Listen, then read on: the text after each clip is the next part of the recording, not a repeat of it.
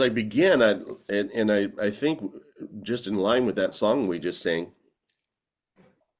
और जब मैं शुरू करता हूँ तो उस गीत की एक पंक्ति ऐसे कहती है, I know that the Lord has been really dealing with us in our church here.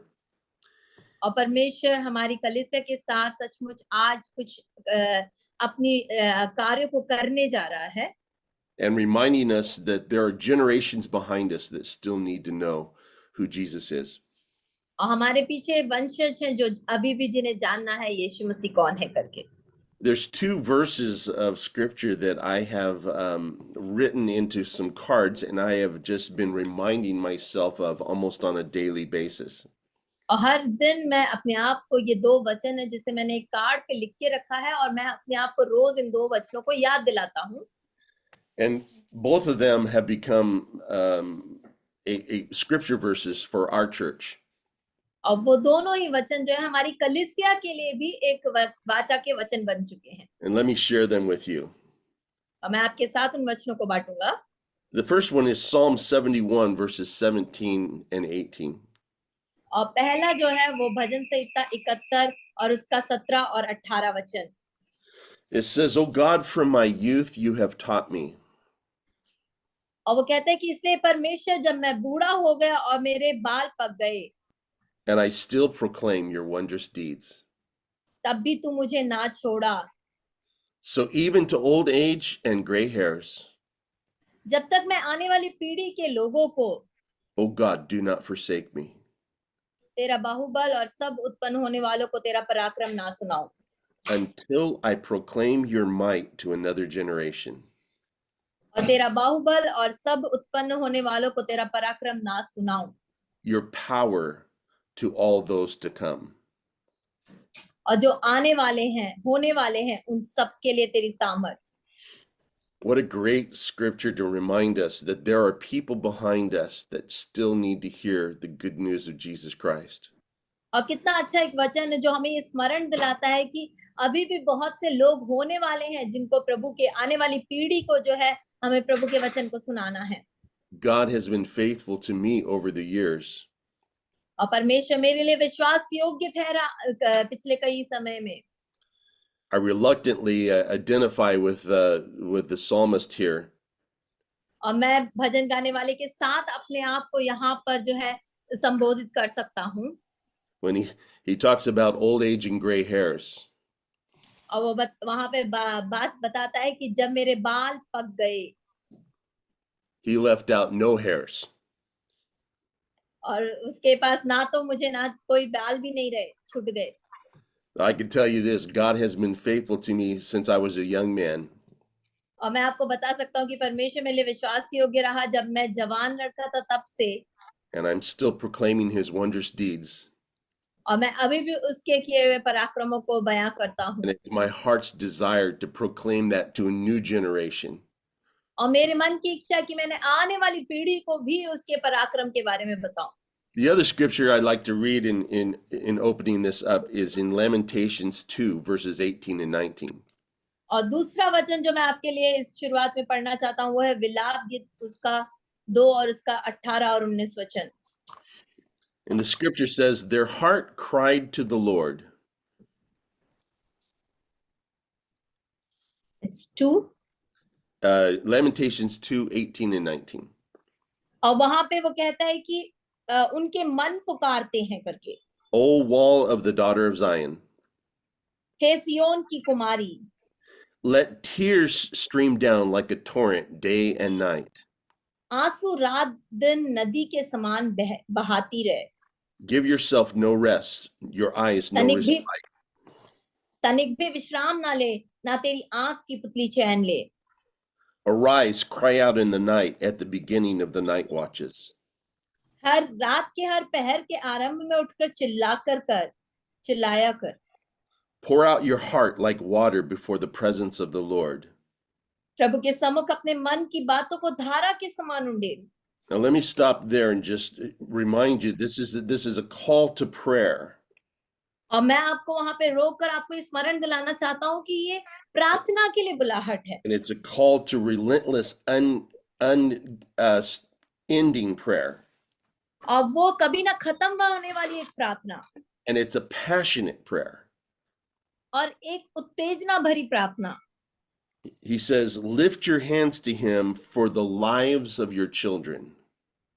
और वो कहते हैं कि अपने हाथों को उठाए अपने बच्चों के जीवन के लिए, Who faint for hunger at the head of every street. तेरे बाल बच्चे जो हर एक सड़क के सिरे पर भूख के कारण मूर्छित हो रहे हैं। Especially here in America, our young people are starving for the things of God. विशेषकर अमेरिकी देश में वहां पर हमारे जवान लोग परमेश्वर के कार्यों के लिए वो भूखे हैं They are starving for the reality of who God is. और ये सच्चाई के लिए वो भूखे हैं कि परमेश्वर कौन है। The enemy has brought such confusion into their minds and into their hearts. क्योंकि शैतान ने ऐसी गड़बड़ी को उनके मनों में उनके दिमागों में डाल दिया है। And it's time for the church to cry out to God for them. और ये समय है कि कलीसिया अब पुकारे उनके लिए इस समय। It brings me back to a scripture that we find in 2 Timothy chapter 1 verse 5. और इसीलिए हमें देखना पड़ेगा दूसरा तिमुथियुस उसका 5 और उसका 1 वचन। And you're familiar with this scripture. I'm sure you've read it many times. और शायद आपने कई बार इस वचन को पढ़ा होगा, मुझे लगता है। This past Sunday we celebrated Mother's Day here in America. और पिछले रविवार को हमने जो है मदर्स डे माता दिवस मनाया अमेरिकी देश में। And such a message as this is appropriate for a time like that. और इस समय के लिए ये जो संदेश था वो बहुत ही उसके उपयुक्त था। Because Paul speaks about the spiritual heritage that was passed down from two women to his son in the faith, Timothy. और पौलुस वहां पे बात करता है 2 स्त्रियों के बारे में जिनका विश्वास उन्होंने अपने पुत्र तिमुथियुस के अंदर दिया। He says this in chapter 1 verse 5 of 2 Timothy. दूसरा तिमुथियुस पहला अध्याय 5 वचन में उसने इस प्रकार कहा, I'm reminded of your sincere faith, a faith that dwelt first in your grandmother Lois and your mother Eunice, and now I am sure dwells in you as well. मुझे तेरे उस निष्कपट विश्वास की सुधि आती है जो पहले तेरी नानी लोइस और तेरी माता यूनिके में था और मुझे निश्चय है कि तुझ में भी है। Let me hop right in and look at some words here. और उसमें आगे बढ़कर मैं कुछ वचनों को यहाँ देखना चाहूंगा। What is it that Paul is reminded of? He's reminded of a sincere faith. और वहां पे पौलुस को क्या स्मरण आता है? उसका निष्कपट विश्वास। Of course, when we talk about faith, we sometimes mean a set of beliefs that we have put our trust in and our faith in. और अगर हम विश्वास बोले तो कुछ ऐसी बातें जिस पर हम भरोसा करते हैं और उस पर हम जो है अपना मन लगाते हैं, उन चीजों को हम कह सकते हैं। But it's not just a set of ideas that we put our faith in and our system of belief. और वो कोई विचार नहीं है जिस पर हम भरोसा करते हैं, लेकिन हमारा एक आधार है जिस पे हम विश्वास करते हैं। But our faith is in a person, and it's in the person and the work of Jesus Christ. लेकिन हमारा विश्वास जो है वो एक व्यक्ति पर है और उस व्यक्ति के ऊपर हमारा भरोसा है कि यीशु मसीह में वो हमारे लिए कार्य करेगा। It's in the person of the Father. और वो जो व्यक्ति पिता है उस पर हमारा विश्वास है। And it's in the person of the indwelling Holy Spirit that's within us. हमारा विश्वास उस पर है जो पवित्र आत्मा जो हम में मंडराती है। But it's the word sincere that I'd like to stress here. लेकिन यहाँ पर मैं उस निष्कपट शब्द के ऊपर ध्यान लगाऊंगा। Not that you don't know what the word means, but I always like to look it up and give the definition. मैं ये नहीं समझता कि वचन शब्द के ऊपर ध्यान दे, लेकिन मैं हमेशा जो है उसकी परिभाषा के ऊपर ध्यान देना पसंद करता हूँ। The word is defined from the Greek dictionaries. It means this. और इब्रानी भाषा में उसका अर्थ इस प्रकार है। It means genuine, without hypocrisy. और यूनानी भाषा में उसका अर्थ है कि बिल्कुल सच्चा बिना किसी धोखे के। It's not pretended. और दिखावा करना नहीं है। It's not disguised or concealed under a false appearance. और वो किसी भेष बदल के या फिर किसी गलत धारणा के अंदर छिपी हुई बात नहीं है। Our faith in God and the new life that he brings through the work of Jesus Christ, his son, and through the presence of his Holy Spirit living in you. और हमारा जीवन मसीह में यीशु मसीह के द्वारा, जिसके द्वारा हमें उद्धार मिलता है, और पवित्र आत्मा जो हमारे अंदर मंडराता है उसके द्वारा। This is not pretentious, as if you really didn't believe it. और वो दिखावा करना नहीं है, जैसे कि हम विश्वास करते हैं, उसका दिखावा करना नहीं है। It's not a false appearance, as if you were just in it for the show. और आप किसी जो है प्रोग्राम में, मनोरंजन में जब देखते हैं, वहां पे तमाशा करते हैं, वैसा नहीं है। It's not false in what you might receive from putting on a show. या फिर आप जो दिखा रहे हैं, जो दिखावा कर रहे हैं, उसके द्वारा हमें क्या मिलेगा, इस वजह से नहीं है। But it is absolutely genuine. It's the real thing. और वो सचमुच सच्चा है और सच्ची बात है।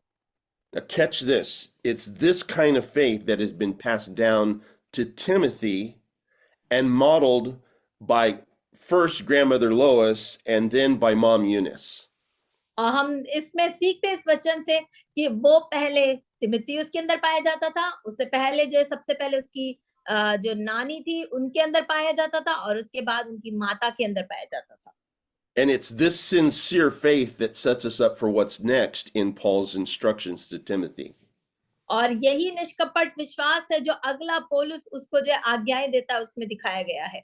In verse 6, he says this. और छठे वचन में वो इस प्रकार कहता है, For this reason, I remind you to fan into flame the gift of God, which is in you through the laying on of my hands. इसी कारण मैं तुझे सुधि दिलाता हूँ कि तू परमेश्वर के उस वरदान को जो मेरे हाथ रखने के द्वारा तुझे मिला है प्रज्वलित कर दे। Paul is telling Timothy, because your faith is so sincere, it's so real, I want to remind you to do this. और पौलुस उसे स्मरण दिलाता है, क्योंकि तेरा विश्वास इतना निष्कपट है, इतना सच्चा है, इसलिए मैं तुझे स्मरण दिला रहा हूँ, सुधि दिला रहा हूँ कि तू ये कर। He says, I want you to fan it into flame.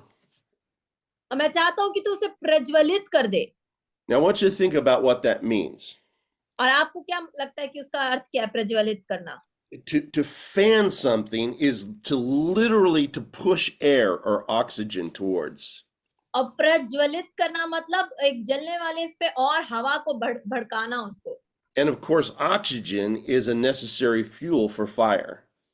और एक आग को बढ़ाने के लिए उसमें ऑक्सीजन की मात्रा जरूर होनी चाहिए, उसे और बढ़ावा देने के लिए।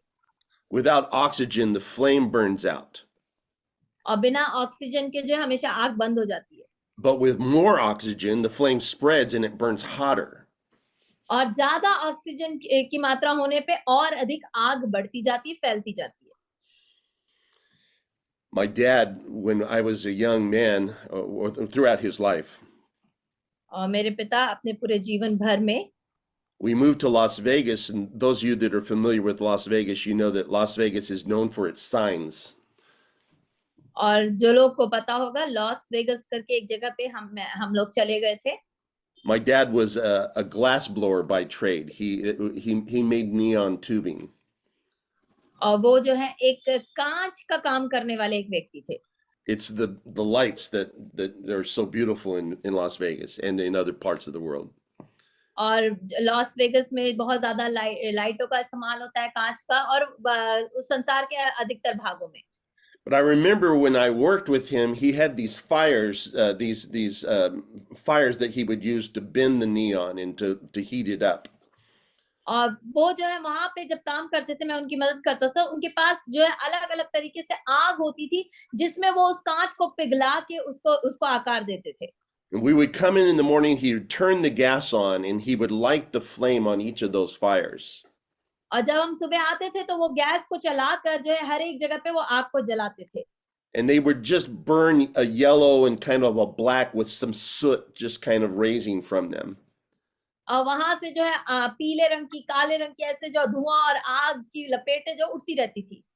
But when he turned the pump on that pushed the oxygen towards them, और लेकिन जब वो एक पंप को ऑन करते थे जिससे जो ऑक्सीजन जो है उसमें जाता था उस आग में, they turned into a bright blue flame. तो वो बिल्कुल नीले रंग की आग एक लपटे बन जाती थी। The soot was gone. और वो जो हल्का हल्का होता था कालापन वो चला जाता था। And it was a flame that was now useful to bend the neon and to heat it up and form it. और वो आग जो है उससे उस कांच को जो मोड़ा जाता था, उसमें पिघला के उसको आकार दिया जाता था। We need to understand that God needs that flame to burn hot in us. और हमें समझना है परमेश्वर को भी वो लपटें चाहिए जो हम में जो है प्रज्वलित हो, To make the flame useful. ताकि वो आग की लपटें फायदेमंद हो। And what Paul is basically saying here is fuel the flame. और पौलुस यहाँ पे क्या कह रहा है, प्रज्वलित करे उस आग को। He's saying make it active, make it alive, make it consuming. और वो ये कहना चाहता है कि उसको कार्यरत करे, उसे प्रभाव रहित करे करके। The flame, it needs to move, it needs to grow, it needs to be useful. और वो आग जो है वो बढ़ने पाए, उसे जो है इस्तेमाल होना है। Think of it this way, it's the hotter flame that carries a greater response. और सबसे ज्यादा गरम लपटें ही सबसे ज्यादा उत्तरदायित्व को लेकर चलती हैं, ऐसे समझे हम। But coming back to 2 Timothy, what is Timothy to fan into flame? और अगर हम दूसरे तिमुथियुस में आए तो तिमुथियुस यहाँ पर जो है वो क्या बता रहा है उस लपटों के बारे में? It's the gift of God. वो परमेश्वर का वरदान है, वहां पे लिखा हुआ है 6 वचन में। Now, Paul doesn't specify what that gift was. लेकिन पौलुस ने वहां पे कौन सा वरदान है ये नहीं लिखा है। Keep in mind, we're looking into a personal letter. और हम सब अपने अपने दिमाग में इस बात को रखें, हम एक व्यक्तिगत पत्र को यहाँ पे पढ़ रहे हैं। So Timothy was well aware of what this gift was, and it didn't necessarily need Paul to repeat it. अब तिमुथियुस को अच्छे से पता है वो कौन सा वरदान है, इसीलिए पौलुस को वहां पे उसको स्पष्टीकरण करते हुए लिखने की जरूरत नहीं पड़ी इसीलिए। But most likely it was a ministry gift. और मान लीजिए सेवकाई के लिए कोई वरदान है वहां पर, And probably his pastoral ministry. और शायद उसके पास बानी की सेवकाई में। Later, Paul encourages him in his discipleship and teaching ministries. और बाद में पौलुस जो है उसे सिखाते हैं अपने चेलेपन बनाने के उस कार्य में। But I want you to think about this. Paul sees in Timothy a sincere faith. लेकिन मैं आपको ध्यान लगाने के लिए कहूंगा कि पौलुस तिमुथियुस के अंदर निष्कपट विश्वास देखता है। It's genuine, it's the real thing. और वो सच्ची बात है और वो सच्चाई के साथ है। It's a faith that has been passed down from generations before him. और उसके पहले पूर्वजों के द्वारा वंश दर वंश जिसे उनके अंदर प्रभु ने दिया है। It's individuals, passed down from individuals who no doubt received their own gift that would be used to encourage and instruct and build up the body of Christ. और वो व्यक्तिगत रीति से एक के अंदर से दूसरे के अंदर पाया गया है, और वो परमेश्वर की ओर से उनके अंदर आया गया है, और उन्होंने उसे माननीय किया है, और उसके बाद वो आगे बढ़ा है अगले वंश में। The value of these gifts is not found in our receiving them, but in our using them for others. और इसका मूल्य जो है प्राप्त करने के द्वारा पता नहीं चलता है, लेकिन जब हम दूसरों पे इसको इस्तेमाल करते हैं तब इसका पता चलता है। Now look at what Paul says next to Timothy. और अगली बात जो तिमुथियुस से पौलुस कहता है उस पे ध्यान दे। He says, the gift of God which is in you. क्योंकि परमेश्वर ने जो वरदान तुझे दिया है। Paul needed Timothy to know, or at least to remind him, that he possessed this gift. और पौलुस जो तिमुथियुस को बताना चाहते हैं या उसे सुधि दिलाना चाहते हैं, स्मरण दिलाना चाहते हैं कि तुम्हारे पास ये वरदान है, तुम पहले से अपने अंदर पाते हो। It wasn't in the pipeline. और वो जो है रास्ते में नहीं है, आ रहा है, ऐसा नहीं है। It wasn't on order. और वो जो है ऑर्डर किया हुआ नहीं है कि अभी पहुंचेगा करके। It wasn't to be received at a later date. या फिर बाद में मिलेगा या आप प्राप्त करोगे, ऐसा नहीं है। It was in him now. और वो उसमें अभी पाया जाता है। I believe there's somebody who's listening today needs to know that you have a gift right now that God has already given you. और आज यहाँ पे मेरी आवाज को सुनने वाले किसी को ये जानना है कि आपके पास परमेश्वर का वो वरदान है जो पहले से ही प्रभु आपको दे चुका है। And you need to know that these gifts were given to us by Christ to build up the body of Christ. और ये वरदान हमें मसीह के द्वारा मिले हैं, मसीह के अंग शरीर कलीसिया को स्थापित करने के लिए। It's God's desire that the body of Christ be lacking in nothing. और परमेश्वर की इच्छा है कि परमेश्वर का अंग देह जो है किसी बात में उसमें कमी घटी ना हो। And it's not just us as pastors and leaders who have gifts. और हम पासवान और अगुवे होने के नाते केवल हम में वो वरदान नहीं है, But we are a Pentecostal group that believes that each and every person has been called and has been given a gift to bring the body of Christ in maturity. और हम जो है पेंतिकोस लोग होने के नाते हमारी कलीसिया में हर एक, यहाँ तक कि विश्वासी लोग भी परमेश्वर की मसीह की देह को सिद्ध बनाने के लिए इन वरदानों का इस्तेमाल करते हैं। And that includes the generations that are coming behind us. और उसमें आने वाली पीढ़ी भी आती है मेरे प्रियो। Let me tell you, don't wait before you start encouraging even your children to start exercising the gifts that God has given to them. और इंतजार मत कीजिए यहाँ तक कि अपने बच्चों को परमेश्वर के वरदानों को वो अपने काम में लाए करके उत्तेजित कीजिए। Their gifts need to be fanned into flame. और उनके वरदानों को आपको प्रज्वलित करना है। Let me get back to the scripture here. आइए हम वचन की ओर दोबारा जाएंगे। He says, fan into flame the gift of God which is in you. और जो प्रज्वलित तुम्हारे तुझे मिला है उसे प्रज्वलित कर दे करके, through the laying on of my hands. और अपने हाथों मेरे हाथों के रखने के द्वारा तुझ पर। Now, I'm a hugger. और मैं जो है एक व्यक्ति हूं जो गले लगाता हूं। I believe that the best hugs are bear hugs. और मैं विश्वास करता हूं कि भालू की तरह गले लगाना सबसे अच्छा गले लगाना है। I tell my church, if your eyes don't pop out when somebody hugs you, they just haven't really given you a big hug. मैं ये बोलता हूँ कि अगर किसी ने तुम्हें गले लगाए हो और आपकी आंखें बाहर नहीं आई हो तो इसका मतलब उन्होंने अच्छे से आपको गले नहीं लगाया है। But over the years, we've had to learn how to be sensitive to the uncomfortableness of some people with such intimacy and that very issue of touch. और हमें लेकिन आने वाले समय में ये सीखना है कि कई लोग जो उस गले लगाने से या किसी के छूने से कैसा कई बार अलग सा महसूस करते हैं। Especially here in America, our world has taken something that was meant to bring us together. विशेषकर अमेरिकी देश में वहां पर उनके संसार में जो है लोगों को बाहर आने के लिए something that was meant to convey concern and approachableness. और वहां पर एकता में आने के लिए, दूसरों को उनकी परवाह करते इस बात को दर्शाने के लिए, या फिर हम उनके प्रति उत्तरदायित्व को दिखाते इस बात को दर्शाने के लिए। And the world, through abuse and abusive actions, has made us to retreat and to isolate. और यहाँ तक कि संसार जो लोगों को जो है प्रताड़ना में डालता है, इसीलिए लोग अपने आप को अकेलेपन में रखना महसूस करते, अच्छा महसूस करते हैं। But the point that Paul is making here is the idea लेकिन यहाँ पर पौलुस जो बात अपनी रखना चाहता है वो ये है, the point he is making here is transference or transmission of the gift. यहाँ पर पौलुस उनके उस वरदानों का आदान प्रदान कैसे करे इस बात को दर्शाता है। I want you to see it as a priestly function. और मैं आपको यहाँ पर एक अच्छे से कार्यरत है करके इस बात को दर्शाना चाहता हूँ। And are we not a kingdom of priests? और क्या हम यहाँ पर परमेश्वर के राज्य के पुरोहित नहीं हैं? A royal priesthood? और राजकीय वंशज हैं? The one laying on of the hands in this case और यहाँ पर उसके हाथ रखने के द्वारा has already received something from God through another and is passing it on.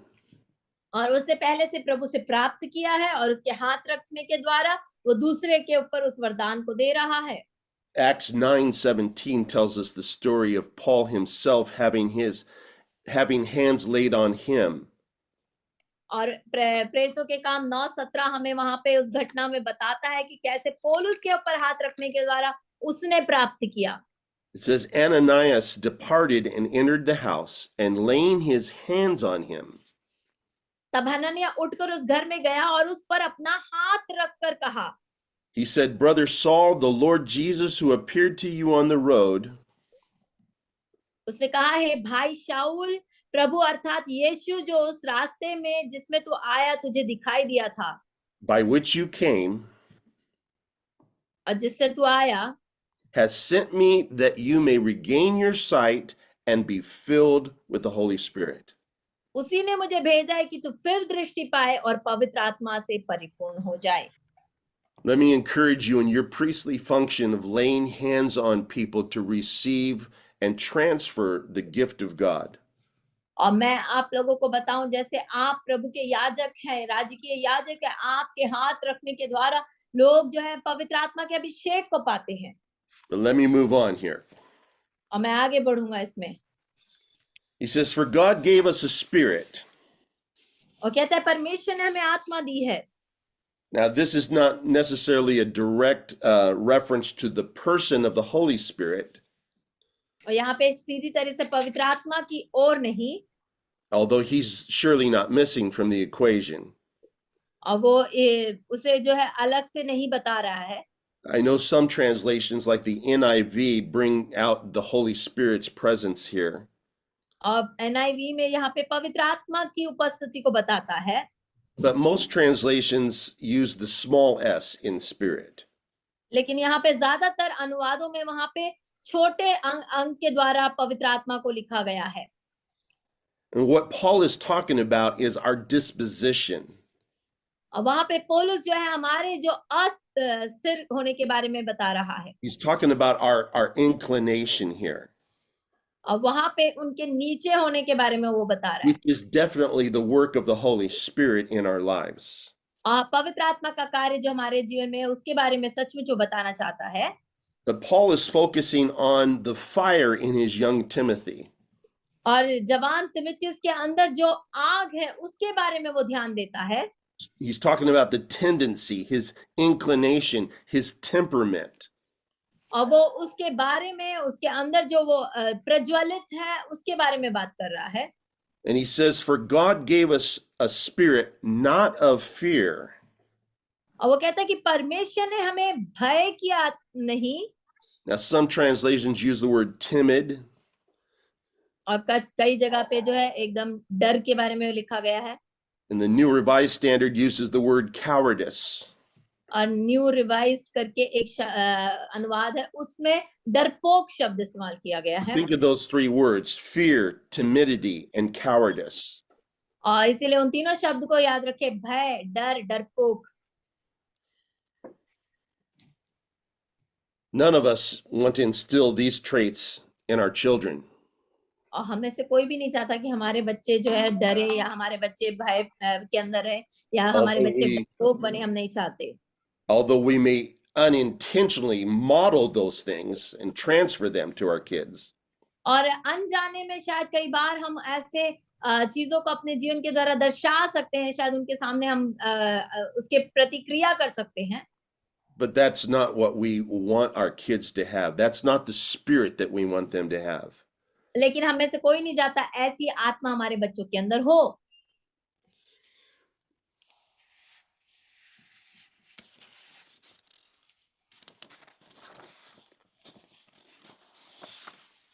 So what would these things be attached to? तो इन चीजों से हम किस बारे में जान पाते हैं? Well, for Paul, it seems that they were attached to Timothy's gift. और पौलुस ये समझता है कि तिमुथियुस को जो वरदान मिले उसके साथ ये जुड़े हुए। It was his use, its function to the body of Christ in the world. और संसार में परमेश्वर के देह के लिए उसके जो कार्य हैं वो उसमें बताता है। God doesn't want us to be fearful, timid, or even cowards in using our gift. हमारे वरदानों को इस्तेमाल करते वक्त हमें डरना नहीं है, हमें भय नहीं करना है, हमें डरपोक नहीं बनना है मेरे प्रियो। But that makes me think and ask the question, what would be the reason attached to the fear? और उससे मेरे को ये प्रश्न उठता है कि क्या कारण है वहां डर जो है जुड़ा गया है। And these are just some of my thoughts. Maybe you have your own that you could bring out. और ये मेरे कुछ विचार हैं, आप अपने भी कुछ विचार उसमें जोड़ सकते हैं और सोच सकते हैं। Maybe it's the uncomfortableness of the newness of the gift. और शायद इस नए वरदान की वजह से थोड़ा वो अपने आप को अच्छा ना महसूस कर रहा हो। It's something you've never had before, you've never possessed it before. और वो कुछ जो पहले आपके पास नहीं था और कभी आपने उसको प्रकट नहीं किया, It's new, it's uncomfortable. और वो नया है और वो आपके लिए शायद आरामदायक नहीं है। Many people, when they exercise the gift of tongues in a service for the very first time, और कई लोग जब अन्य भाषा के वरदान को पहली बार कलीसिया में इस्तेमाल करते हैं, they're fearful. वो डरते हैं। What if there's no interpretation? और अगर उसका कोई अनुवाद नहीं हुआ तो क्या करेंगे? Or someone who has the gift of interpretation for the first time. और शायद अगर किसी को अनुवाद का वरदान मिला है पहली बार, They're afraid.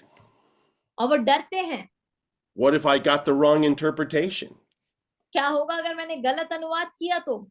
What if a really spiritual person got the right interpretation and they call me on this? और क्या होगा अगर किसी आत्मिक व्यक्ति ने सही अनुवाद को पाया और वो मुझे बुलाए इस बात के लिए? It's the fear of the newness.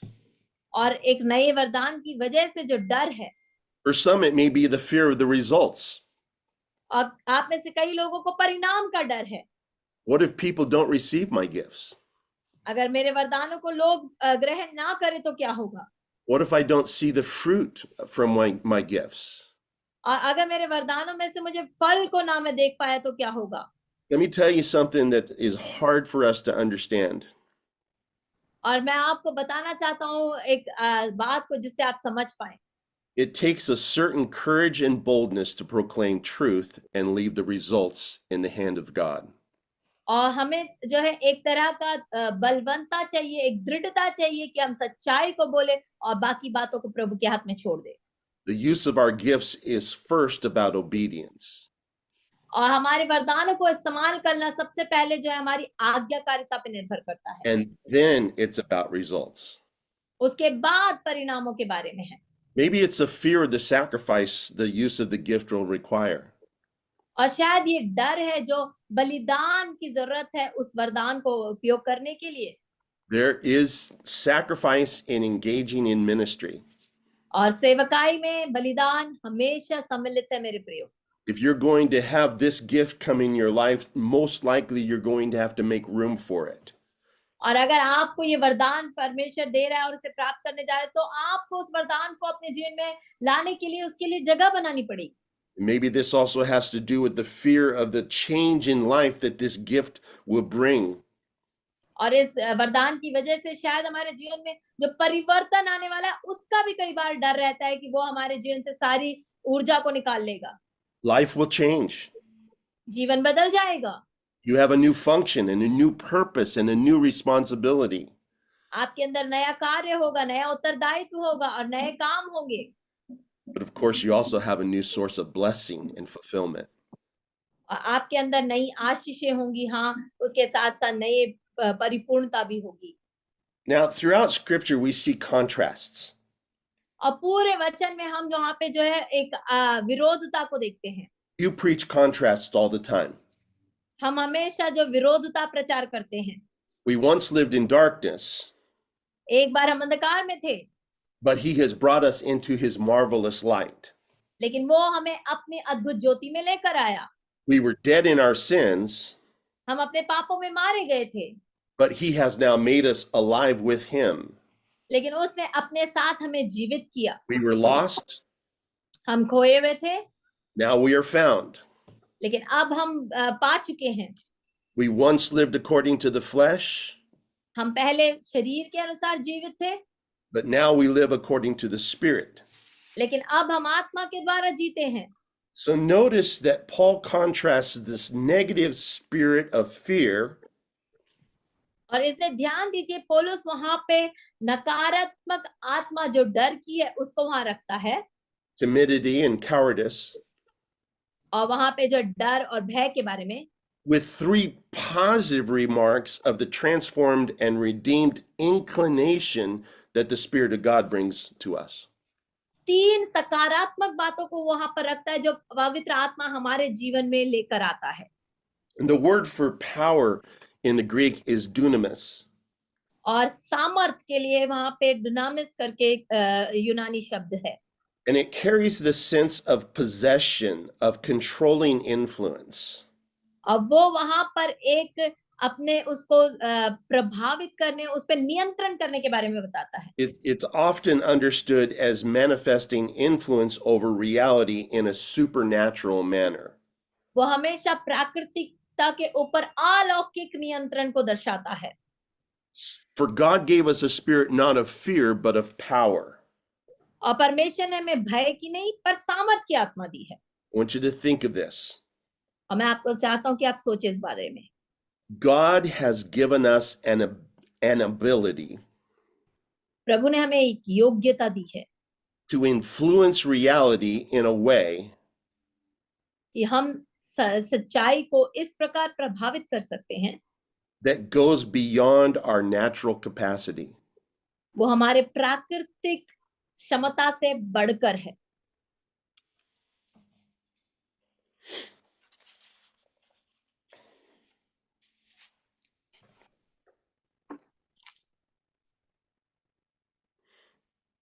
God has given us an ability परमेश्वर ने हमें योग्यता दी है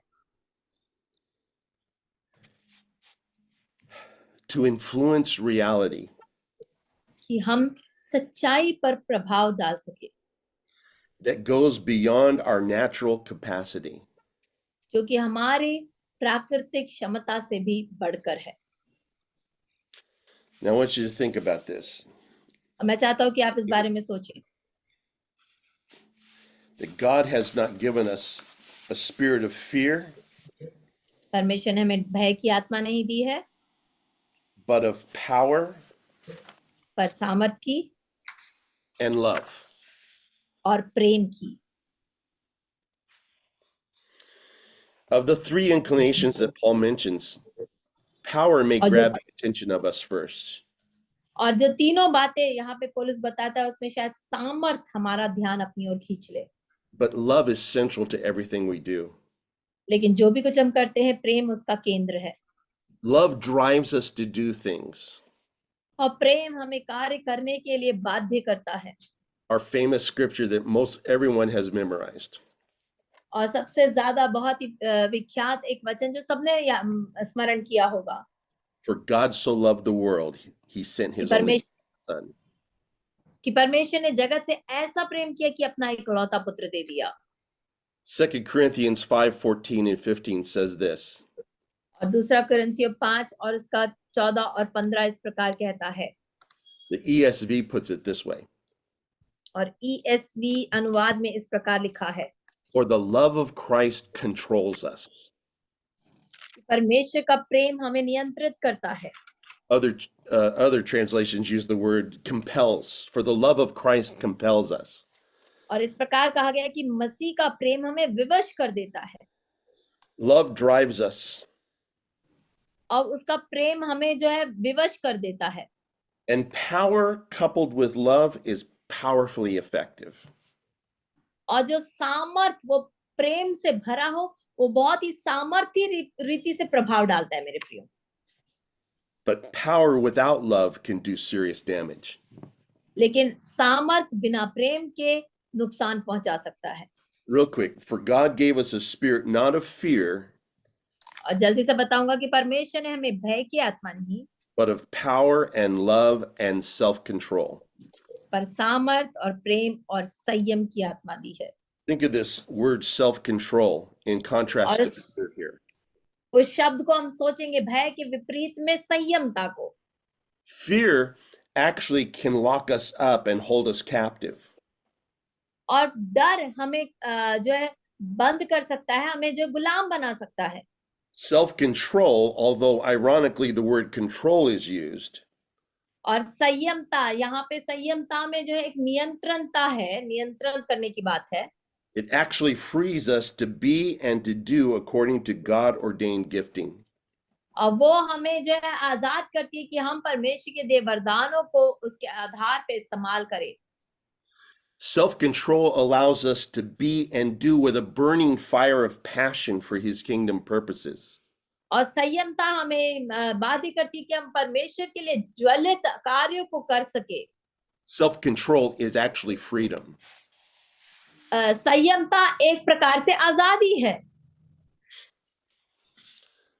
I want to wrap it up here and just encourage you और मैं यहाँ पे समाप्त करूंगा और आप सबको उत्तेजित करूंगा that as you burn and and fan into flame the gift that God has given to you, और जो परमेश्वर के वरदान दिए गए हैं, जब आप उन्हें प्रज्वलित करेंगे encourage the generations behind you और आपके बाद आने वाली पीढ़ी को जो उत्तेजित करेंगे to fan into flame the gift that God has given to them.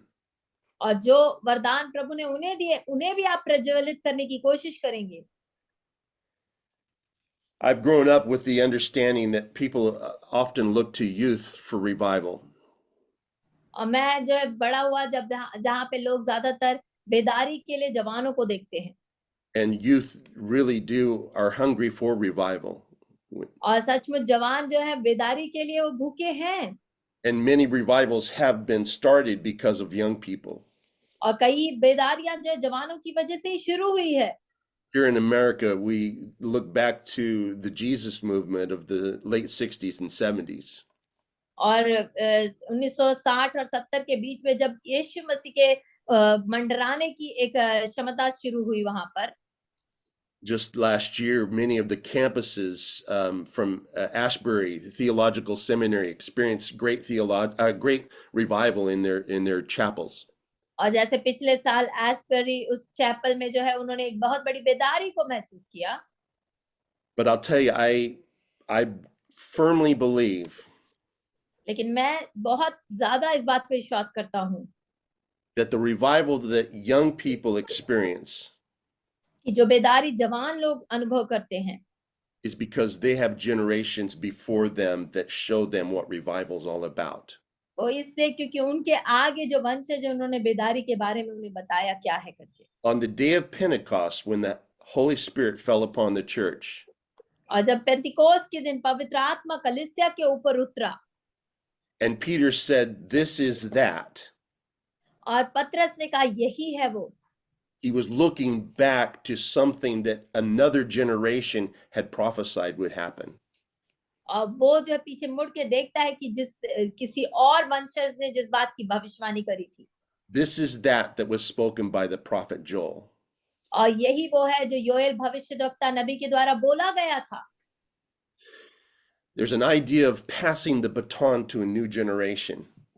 और एक ऐसा विचार है कि अपने हाथ में जो लाठी है उसे दूसरे पीढ़ी को देना है करके। But in passing that baton, we don't stop the race. और जब हम उस लाठी को दूसरे के हाथ में पकड़ाते हैं तो हम दौड़ रोक नहीं देते हैं। We're still in it. हम फिर भी उस दौड़ में शामिल हैं। Even in old age and gray hairs. और शायद हम बूढ़े हो गए हों, शायद हमारे बाल पक गए and no hairs. और शायद बिना बाल के हों। God has given us the gift to proclaim his goodness to a new generation. लेकिन परमेश्वर ने हमें ये उपहार दिया, वरदान दिया कि हम नए वंशजों को परमेश्वर के आगमन का वो जो है प्रचार करने पाए। Amen. आमीन। Well, let me close us in prayer. I know I kind of went a little long this today. और मैं थोड़ा आगे ज्यादा बढ़ गया मैं जानता हूँ, लेकिन मैं प्रार्थना के साथ समाप्त करूंगा। But I hope that you're blessed by God's word this day. लेकिन मैं आशा करता हूँ कि आप प्रभु के वचन के द्वारा आशीषित हुए हैं। Let me close us in prayer. आइए हम प्रार्थना करेंगे। Jesus, thank you for being such a good God to us. यीशु मसीह धन्यवाद कि आप हमारे लिए भले परमेश्वर हैं। Lord, I pray that each and every one of us, Lord, प्रभु मैं प्रार्थना करता हूँ हमें से हर एक परमेश्वर would fuel the flame उस ज्वलनता को, आग को महसूस कर पाए of the gifts that you've given to us, जो वरदान आपने हमें दिए हैं, and proclaim them to a new generation. और उसे नए वंशजों को, पीढ़ी को जो बता सके, That great revival would happen around the world. ताकि संसार भर में एक बहुत बड़ी बेदारी को हम देखने पाए। For your glory and for your kingdom. तेरी महिमा के लिए, तेरे राज्य के लिए। In Jesus' name. यीशु के नाम से। Amen. आमीन। Amen. All right. God bless you. We will see you next Tuesday. Have a great week.